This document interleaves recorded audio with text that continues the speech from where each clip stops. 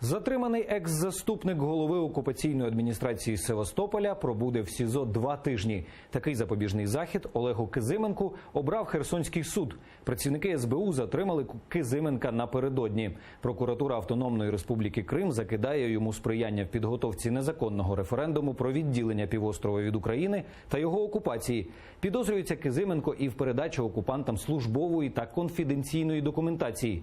В адміністрації Севастополя Олег Кизименко працював ще до анексії, залишався на посаді і в російській окупаційній адміністрації аж до 2015 року. Відомо, що в Криму на нього заведена кримінальна справа за махінації при закупівлях. Очевидно, на материку колаборант ховався від переслідування окупантів, але раніше до нього дісталося українське правосуддя.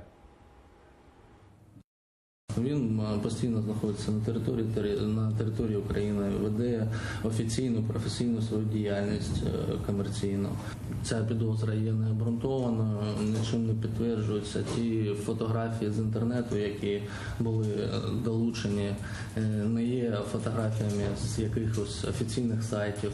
Оголошено про підозру за статтею 111, це державна зрада. Херсонським міським судом обрано запобіжний захід у вигляді тримання під вартою. Враховуючи те, що повідомлення про підозру Кизименко був повідомлений раніше, то строк досудового розслідування закінчиться у нас 27 вересня. Він, звичайно, буде продовжений і, відповідно, тоді ж буде продовжено строк дії запобіжного заходу.